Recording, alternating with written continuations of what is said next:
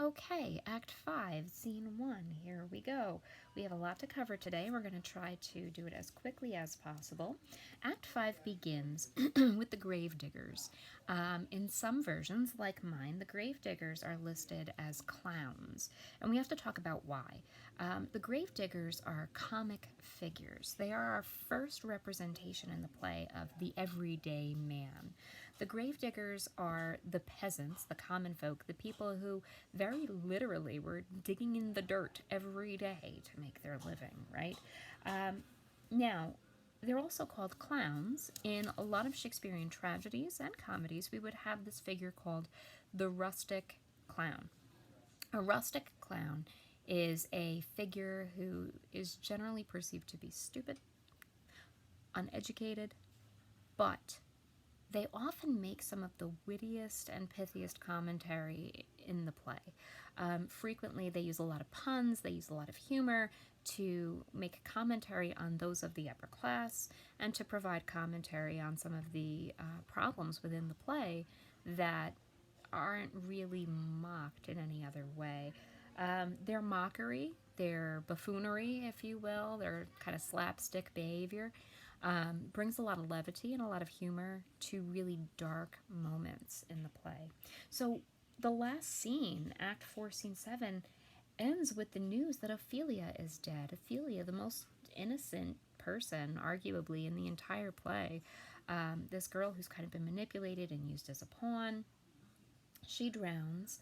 And now the Gravediggers are talking about her death as the scene opens. So Act 5, Scene 1, we have a gravedigger, the first clown. Is she to be buried in Christian burial when she willfully seeks her own salvation? There's a question now if Ophelia drowned on purpose, right? Did she kill herself? Or was it really an accident? And that's never really answered.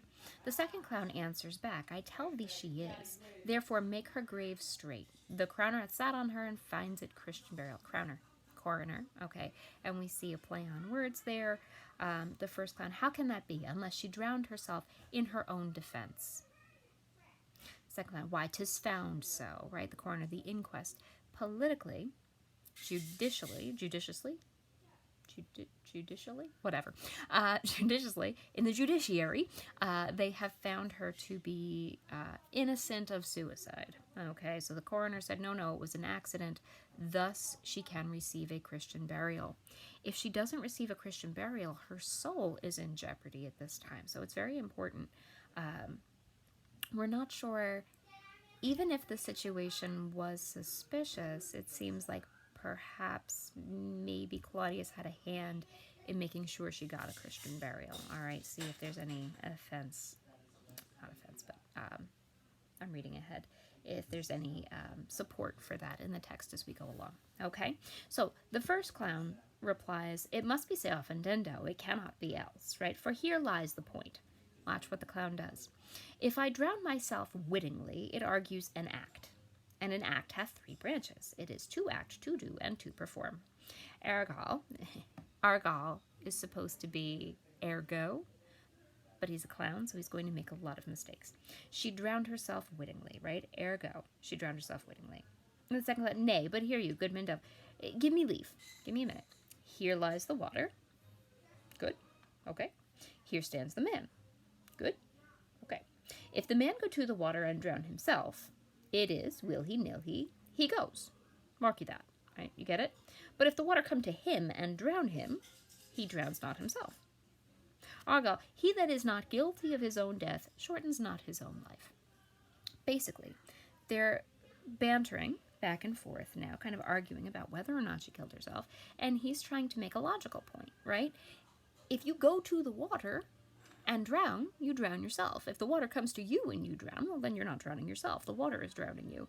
But what's the point of all of this rhetoric, right? This is just for comic effect in a very, very dark moment. All right, so then second clown. But is this the law, right? Is this the law? Aye, Mariest.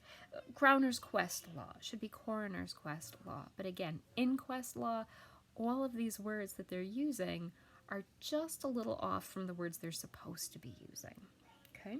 Well, you have a truth on it. If this had not been a gentlewoman, she should have been buried out of Christian burial. If she hadn't been part of the upper class, if she hadn't been wealthy, if she hadn't been related to those who are in the upper echelon, she probably would not have been found innocent of suicide here. She probably would have been buried outside of the church. And the first clown says, Why, there thou sayest, and the more pity that great folk should have countenance in this world to drown or hang themselves more than they're even Christian.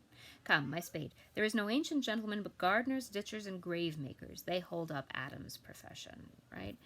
Adam, of course, the allusion to Genesis. Was he a gentleman? It was the first that ever bore arms.